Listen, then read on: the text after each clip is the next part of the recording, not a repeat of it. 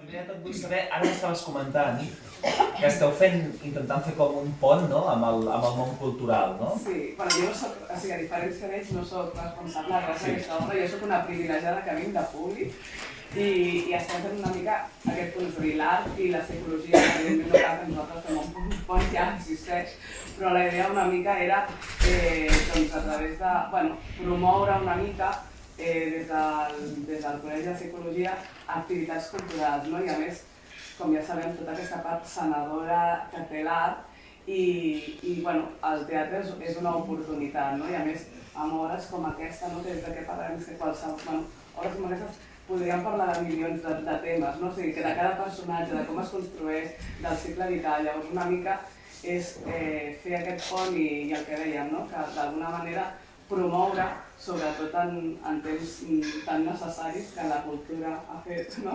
O sigui, al final, a vegades el més necessari, la salut mental i la cultura s'han deixat anar quan són coses que si volem tirar endavant com a societat s'haurien de promoure més. De fet, en l'obra es parla de l'art i es parla de la catarsi, no?, de les persones que van a veure un espectacle dramàtic. I parla de com una obra pot servir de fil conductor per extreure les emocions i que l'espectador pugui experimentar una cosa que no sabia que havia de treure. Llavors, la meva primera pregunta és per tu i que s'incorpori tothom, però quan vas escriure l'obra, quina catarsi volies que tingués el públic? O tu mateix? Ai, sí, o tu mateix. Sí, allò que el Francesco no està d'acord, no? És allò que diu, no té mena de sentit tot això. Clar, és que jo, a banda d'autor, d'escriure, soc actor també, per tant, l'obra recull bastant un somni infantil, que és jo soc el típic nen que volia ser pallasso de petit i no em vaig atrevir a ser-ho, i vaig acabar sent actor i escrivint històries. Llavors, buscava aquesta confluència, buscava el punt d'unió, no? És a dir, en què parla de jerarquies també, sense voler, la història dins de l'art, no? Quan parla de la figura del pallasso blanc, d'allò que el Francesco a casa seva no li ha conegut mai, aquest tipus de bellesa. Ell parla d'aquest tipus de bellesa que et pot donar també un llibre, no?, de sobte, és a dir, parlem d'aquest tipus de classisme, on de sobte ells es veuen com Rodamunt o com l'última baula de la cadena, de sobte no ho és, el Francesco és capaç d'elevar aquesta cosa, però que el Darius no connecta ni sap d'on ve. Tot això m'acabo de perdre completament, però sí, connecta en els dos oficis i els entenc una mica de la mateixa manera. Al final expliquem històries de la mateixa manera, però sí que estic d'acord, i això li he sentit, i no sabia dir que no sé, el Poltrona o diria que eren el Rivel, que els pallassos són capaços d'explicar tot això, ho diu l'obra també, en el llenguatge més senzill, no? Els grans drames de la humanitat, com dèiem el número de la Cadira. Allà hi ha molt de drama i s'explica de la forma més senzilla que és capaç d'entendre fins i tot un nen. El personatge del Charles Rivel, de fet, és un nen petit, no? Llavors jo crec que ve com d'aquí tot. No sé si he respost la pregunta, però I també hi ha el diàleg intergeneracional, no?, a dins de l'obra, vull dir que... Però jo, afegint, abans de passar aquesta cosa intergeneracional, que evidentment hi és, jo crec que tant l'ofici d'actor com l'ofici de pallasso el que fa és interpel·lar a les emocions. Llavors, aquí és on, a través de ficar-se dintre d'aquests personatges, tant l'actor com el pallasso, que fa aquest alter ego de la persona, no?, i que crea, i l'actor que va adquirint els personatges el que fa és, a través d'una corporalitat, a sentiments i històries que poden connectar d'alguna manera amb l'espectador que l'està veient. I jo crec que és això, i crec que aquesta obra també interpel·la molt això, a l'emoció, no? Per mi, actuar, a més de tenir un missatge, que és evident que hi ha un missatge, que, per exemple, el conflicte intergeneracional i totes aquestes coses, però sobretot ha d'interpel·lar a l'emoció.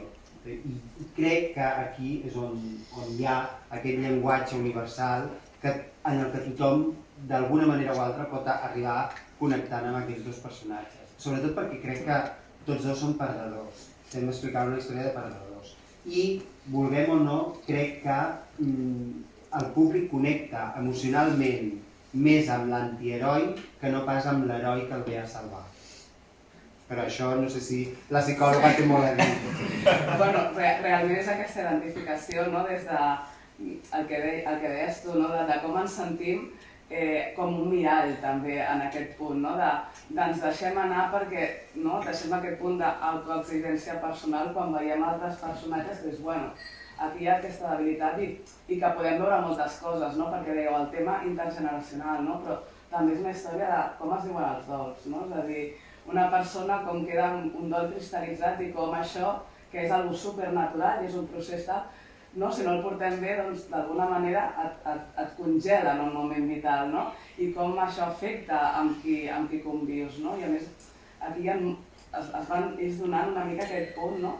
A més estan en un punt d'inflexió, no? Com d'inici i de final, que no sembla però que sembla, no? És com sortir, no? La metàfora aquesta del circ que estan mig derruït però que encara hi ha vida, però com sortir d'aquesta, com és la zona de confort una mica, i el vertigen que en algun moment ho diu de tinc por, és a dir, tinc por de sortir d'aquí del que conec, que ens passa a tots a la humanitat, és una cosa que en algun moment donat hem sentit tots, i és com, bueno, no hem de saltar, no hem de sortir d'aquesta zona de confort, és com l'ampliem, en tot cas, però és difícil. A mi em sembla molt interessant això que diu del dol, perquè és curiós com el fet de que...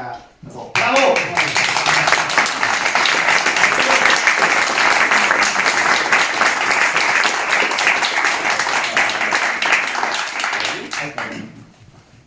Què dèieu?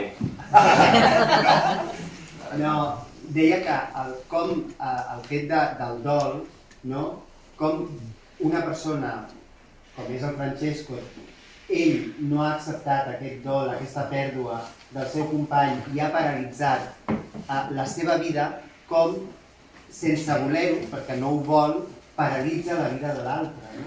Llavors, moltes vegades no en som conscients, però el Francesco en aquell moment es va parar el rellotge i no ha sabut tirar endavant, renovar-se, girar pàgina, i això fa que freni i que estigui absolutament col·lapsant a l'altre personatge que per naturalesa el que vol és créixer, viure i tirar endavant.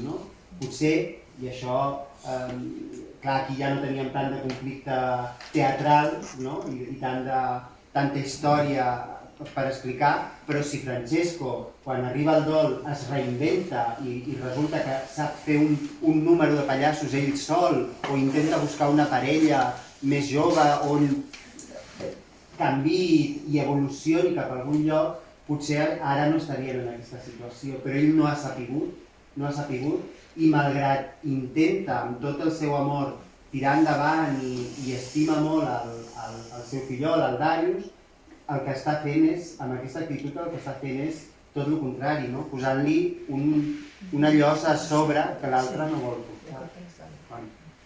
Jo crec que aquesta imatge que es dona molt a la societat del que dèiem, persones que no poden superar certs processos de dol i s'aferren a la persona que els hi queda per aquesta por de quedar-se totalment sols. Llavors aquesta sobreprotecció que al final va ofegant poquet a poquet a l'altra persona i que inclús aquella persona provoca el sentit contrari. I que ell és conscient que allò no té futur, que allò s'acaba, allò.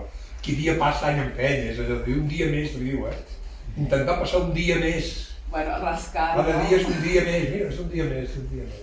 Però jo crec que si no està molt bé, perquè a més és com ho diuen en algun moment, 15 anys, 20 anys, jo crec que destrossa alguns mites que tenim al voltant d'això com el temps ho cura tot, és a dir, el temps no cura absolutament res si no fas alguna cosa productiu amb aquest temps, si no, l'únic que fas és reproduir dia rere dia i patró rere patró i et pots quedar enganxat, llavors veiem això, veiem com un trosset de la vida d'aquests dos personatges, però et dona la sensació que pots veure per un foradet la vida que han tingut els darrers X anys, que no és una setmana, és ostres, tot aquest contínuum, i com el personatge més jove hi ha un punt d'inflexió que diu haig de sortir, no sap com fer-ho, és que no sap com fer-ho, no sap com desenganxar. Esteu atrapats en un moment etern, bàsicament. Correcte, i si no fas res al respecte, doncs et quedes aquí i ell d'alguna forma també s'entén més, no? Per l'edat i per tot el que ha viscut ja, doncs és una mica la seva naturalesa, no? D'intentar aixecar això, que és una idea, no? Però... I és que normalment quan parlem d'abandonar el niu, que és una història d'abandonar el niu, no ho ajuntem amb una història d'abandonament, no? De la sensació de l'abandonament, no ens hi trobem. Aquí ens posen en una situació a l'obra que el fet de que el teu personatge marxi, en Darius, deixa absolutament sol el que és el seu pare de família escollida, no? O família que la seva família. I hem estat parlant sobretot hem parlat que hi ha un diàleg intergeneracional, aprofitant que heu entrat aquí a la sala. Jo volia saber com ha estat el diàleg intergeneracional a nivell d'actors, perquè és una obra que parla d'aquest element i a més parla de la interpretació. Volia saber com ha estat aquest procés. És que no ens n'hem ni enterat. Ens ho hem preguntat algun cop i de dir, no? Igual, és que no, o sigui, vam fer amics el primer dia i... No ha sigut... I ens van dir, també, potser ens van preguntar, el Jordi és també una mica el teu... o sigui, com ho va dir? El teu pare no l'ha cessat?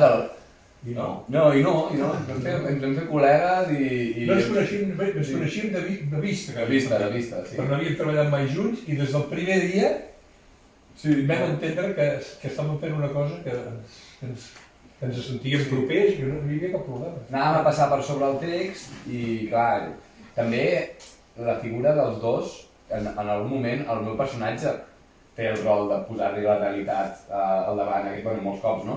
I això és el que fan els pares molts cops, no? Amb els nens petits. Alhora ell té més experiència i hi ha una experiència que està feta i que l'experiència és, no? Al final... I ell és molt prudent, sap que soc molt gran i no m'apreta molt. Cuidado, que si no aquest xicot se'ns quedaran aquí mort. No, sí, jo el que sí que penso que part del que es veu i es percep en la història és que ells dos, com a actors, realment han compensat. És a dir, han fet com al principi d'Arquimedes, no? Que es compensa els vasos comunicants perquè són, evidentment, de generacions diferents, fins i tot d'afrontar el text d'una manera diferent. Bueno, i de fet, inclús hi ha algunes generacions entremig, No, i és curiós perquè també hi ha una cosa que m'han dit molt i que no el notem tant nosaltres, però des de fora suposo que es nota molt, que hi ha dos estils diferents d'interpretació. Perquè són dues escoles amb 50 anys de diferència. I això però és molt maco perquè també és del que parla l'obra, no? Però crec que dialoguen molt bé, crec que dialoguen i es complementen bé, molt bé. I això ho han sabut fer i han fusionat... El text s'ha ajudat molt, també. Sí, totalment. Home, una hora i mitja aquí callats seria raro. No, però podria ser un text que no ajudés a fer aquest tipus de... Jo anava per aquí, és a dir, el joc metateatral que té l'espectacle, quan de sobte aquest senyor diu actor, quan a mi em van dir que ho feia ell, perquè va ser el primer dels dos comprimats, va ser com, clar, és que ho digui ell, li dona, això no ho pots escriure, és que és el Jordi, en aquell moment surt un moment de l'obra per riure, clar, però després de sobte de seguida veus aquell pallasso vell, cansat, amb ofici, que no entén allò altre, no? I no entén per què, perquè ara allò i això no, quan la realitat és que això durant molt de temps havia estat super prestigiós.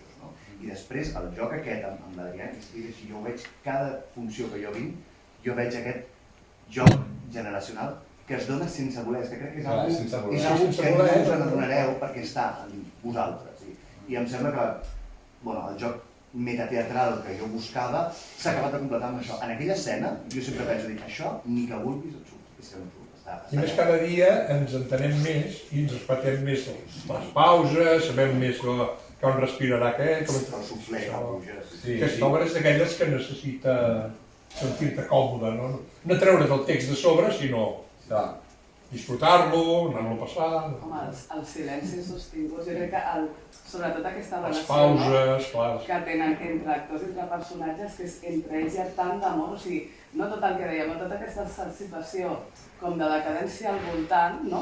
I entre ells que no tira, però clar, traspuar l'amor un per l'altre, no? Aquest punt d'arrossar però no faltar el respecte, de jo vull viure però no vull fer-li mal, no? Vull dir, ostres, això realment li dona molta complexitat, perquè no és una situació simplement, bueno, tenen una relació tòxica o tenen una relació de dependència clàssica de que un ofega l'altre, un és totalment salvador de l'altre, que s'intenten ajudar dintre el que és realment un sistema que agonitza, com a metàfora de molts sistemes que agonitza. Sí, això recordo perfectament el primer dia de lectura on hi havia,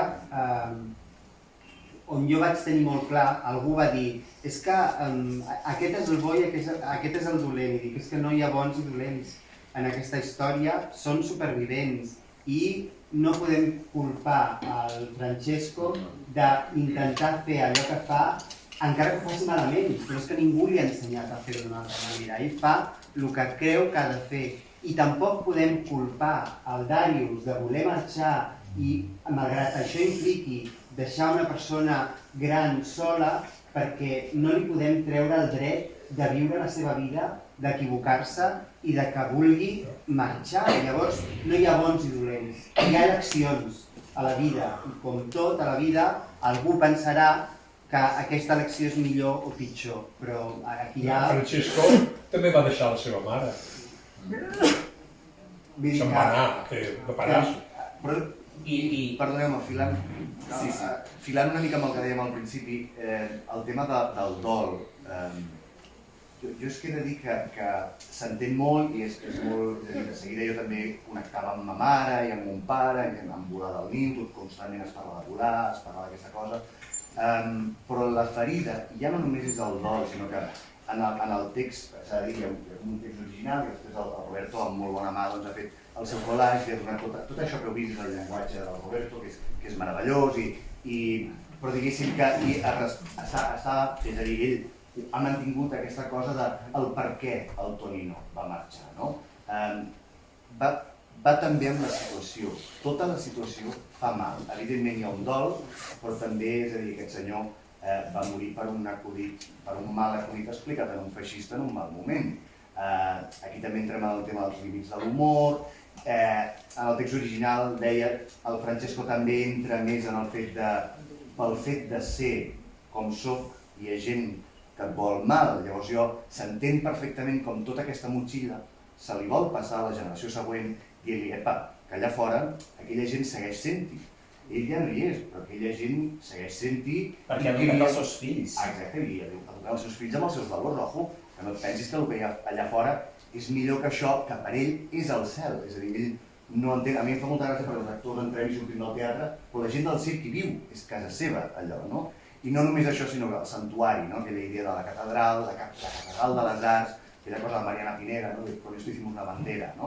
Hi ha tot això també, vull dir que va una mica més enllà fins i tot del dol, tot fa mal. Clar, no, i a més, dins de tots els dols, no? És un dol traumàtic, o sigui, realment és tots els condicionants, no? El que dèiem, una mort injusta, sobtada, en un moment d'èxit, que tot va molt bé, a partir d'aquí hi ha aquesta davallada que és no només la de badallar personal, sinó del circ, de tota la vida que havia escollit, el fet de sentir la responsabilitat de cuidar d'aquest nen, i sobretot aquest, Baudelaire li transmet i diu, o sigui, entenc que ha de volar, però sobretot li vol recordar les arrels, on estan les arrels, el valor aquest, de no t'oblidis, perquè al final mentre no hi hagi l'oblit, mentre algú recordi, no hi ha aquesta mort, i això l'art ho té, que consagra constantment, i ell li vol transmetre. Però i a nivell de dol, jo volia parlar de si hi ha alguna espècie de dol creatiu, perquè avui que tenim l'autor i a més el director, volia saber si hi ha com un dol de veure que se'n va la teva obra i que, clar, tu estàs veient una obra que no és necessàriament exactament allò que has escrit, sinó és la visió de la persona que tens al costat, i tinc curiositat per saber com és aquesta dinàmica, perquè hem parlat de la seva, però jo vull saber la vostra. De tots els directors que l'han dirigit, el Roberto és el millor.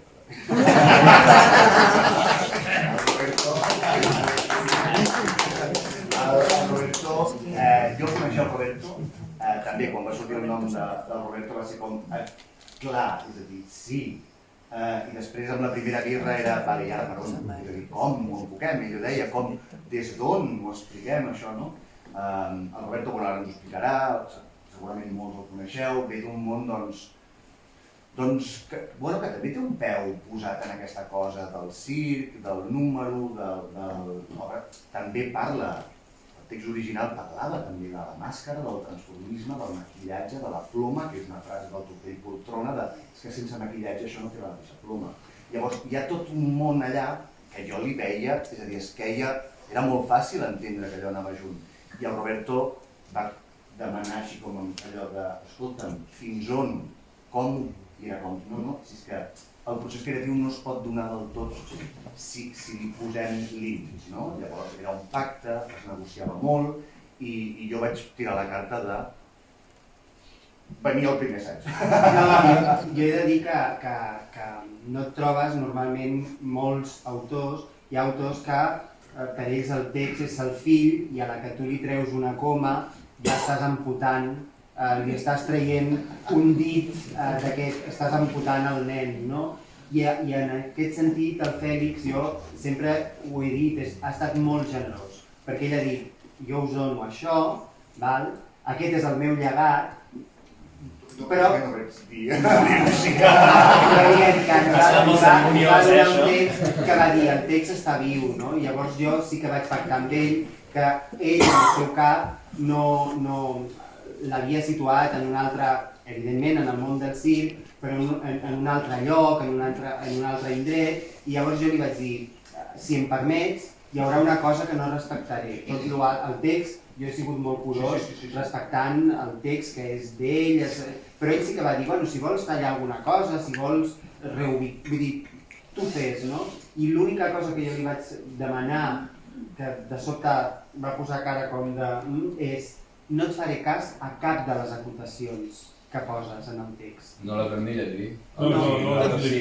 No, però a la primera lectura jo vaig voler que no hi hagués ni la lectura de les acotacions per no condicionar els actors en allò que era en el seu món, en el seu cap, i amb el text que havia sortit del seu cap i que teníem en allà i que hem respectat a pies juntilles, crear un món que fos des de l'assaig, no? I sí que és veritat que hi ha un univers, però és un univers en el que molt mental, no? En el que jo pensava que més que situacional havia de ser mental i de sentiment, d'allò que us deia abans, no? De vivència, més que de situació, de vivència, és a dir, per mi, posaré un exemple, hi havia l'acotació de que hi havia la tassa de cafè, però per mi no era necessària la tassa de cafè.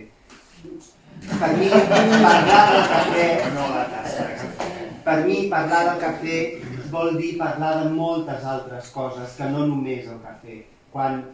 Des del meu punt de vista, quan veiem la tassa de cafè, ja estem reduint el fet a allò que veiem, que és físic. Però quan aquest cafè és metafòric, el cafè pot ser el cafè, el pa, allò que es repeteix i que és metafòric, no? I per mi, els diàlegs i del que estàvem parlant agafava tot aquest període d'anys, no? Llavors, descontextualitzar-lo del fet concret per mi era donar-li aquesta metàfora del que ells dos estaven vivint i passant i per on estaven passant a nivell de sentiment. I deixeu-me explicar-ho, és a dir, quan em va dir de les actuacions i jo em vaig despertar 3 dies després de l'hospital de l'infart que em va donar... Posteriorment has canviat i ja has donat una miqueta a l'esquena, No! Jo anava a dir que hi havia una relació de confiança i això ella havia traslladat també als Surt actors. aquest! No, és evident que sí, clar, és a dir, jo faig la meva feina, deixo la ploma, diguéssim, i passo al director i coartar la seva feina, doncs... Jo no ho hem dit mai, però jo, evidentment, pensava dir que en el moment en què jo no reconegui la meva peça sí que li diré, escolta'm, per aquí o per allà, però es nota molt, a més si haguéssim fet el text original haguéssim estat aquí 2 hores i pico, vull dir que agraïm també a Roberto aquesta feina. No, però es nota molt on ha volgut passar la història, és a dir, ha centrat és molt interessant. Primer, la cosa onírica que ha creat, que crec que afavoreix moltíssim el temps i ho eleva, ho dic de debò, crec que ho fa interessant, és a dir, fa que estiguis allà posat, el text era molt més realista. Era menys, perquè és molt onírica l'obra. Sí, la proposta és literalment una rulot, és a dir, hi ha molt de realisme màgic, el Torino és veritat que hi ha un fantasma, però és tot bastant més el que expliquen, és a dir, fa pena, fa fàstic, gairebé, on diuen, va més per aquí. Però diguéssim que és casant en pro de l'espectacle, és a dir, el dia que la dirigeixi un altre farà la seva visió i crec que aquesta és la feina del director, posar la seva visió, que per això dirigeix. I al moment que jo no hagués reconegut la meva obra, jo crec que sí que hagués dit alguna cosa, però, és a dir, ahí està el resultat. I, perdoneu-me, la conclusió d'això és que el dia de l'estrena allà teníem assegut un pallasso. De veritat que és el que heu vist. A l'entrada, dos, teníem el Tortell i la Montserrat, la senyora Titat, i l'aprovació o el ok o el passar l'examen era que heu fet riure un pallasso, de veritat. I allò, el nen que hi ha en mi o que volia ser pallasso, veure el Tortell Poltrona, escreix allà la seva dona, era fantàstic. I a més, poder acostar-te a la Montserrat i dir-li i adona tant que el foc l'hem posat en el pallasso blanc, que normalment anem al prota, que és el pallasso tonto, però en aquest cas ho hem posat aquí. Jo vaig ser feliç d'aquell dia. No, i ell també va dir, i he conegut molts pallassos que no han tingut la sort que jo he tingut, de poder-se dedicar i tenir clarament una carpa. He conegut pallassos que realment estan en la situació que està el Francesco. Inclús va dir que un dia havia trobat un pallasso de Manel Caritat. Va dir que va sortir d'un lloc, aquesta anècdota va ser meravellosa. Diu, vaig sortir d'un lloc i em vaig trobar un pallasso passant el plateret i em vaig acostar i vaig dir, escolta, fes alguna cosa perquè vestit així, vull dir, jo soc de la professió i tu has de guanyar això d'alguna manera. I aquell es devia rebotar i va dir, què m'has d'explicar tu, què tal? I aquell va dir, no, és que jo soc pallasso, és que... I em va dir, diu, era l'època del James Bond, soc el Tortell Poltrona. I llavors l'altre li va contestar, tu què has de ser el Tortell Poltrona, si el Tortell Poltrona deu tenir 80 anys i deu ser mort. Jo crec que l'anècdota estava molt treballada, però és meravellós, no? Adonar-te'n que no estem tan lluny d'això. És a dir, que de sobte no el que havíem sempre vist. Això sí, gireu el pallasso, perquè l'escena en què realment algú fa de pallasso ets tu i és per humiliar a l'altra persona, que és l'escena que menys ganes tens de que se t'escapi una rialla, perquè és l'escena que realment ho estàs passant malament. Té aquest element que jo m'imagino els pallassos que van venir els hi devia semblar interessant com els hi va gustar la Trinitat. Sí, sobretot perquè moltes vegades jo crec que el discurs dels pallassos, i això sí que es relaciona molt amb la meva trajectòria o en els meus espectacles, no? Que moltes vegades la gent es fixa més en la forma que en el fons, no? I aquí és una reivindicació d'això, és a dir, per molta pallassada que jo t'estigui fent i per molta tuiteria i gags d'escopir, baixar, fer i pujar l'ascensor, t'estic dient una cosa amb molt de contingut, molt important i que pot ser molt dramàtica, no? Llavors, en la meva etapa de travestisme, moltes vegades la gent es perd en la forma i en la lentejuela i en la llentor i la pluma i el no sé què, quan tu estàs allà donant un missatge molt de fons, no? I en una altra obra que jo havia fet hi havia una cosa que es deia ¿Quién dice que lo mío no sea teatro político? Doncs és això, no? És a dir, aquí estem també reivindicant i fer política i dient coses serioses fent el pallasso.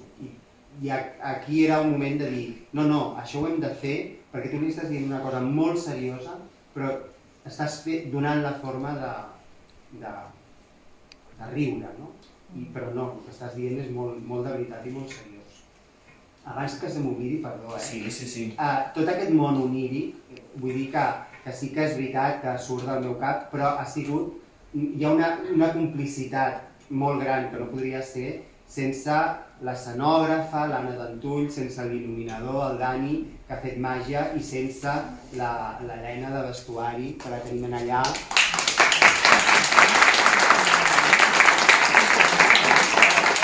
I que transportar aquest món que jo tenia en el cap sense la seva complicitat no hagués estat possible. I si us sembla, passem la paraula al públic, si algú vol fer té alguna pregunta, té alguna cosa a dir. Però que no sigui difícil, S'entès tot. Sembla que tenim un Perfecte. públic Anem a dividit. que ho han entès tot, ho tenen dubtes. Doncs No és que s'ho ho entès tot, però ho heu aclarit tot. Doncs llavors ja hauríem d'anar tancant perquè són 3:45. I encara podem veure un tros del Barça. Exacte. Així que moltíssimes gràcies a tothom per haver vingut i un últim aplaudiment per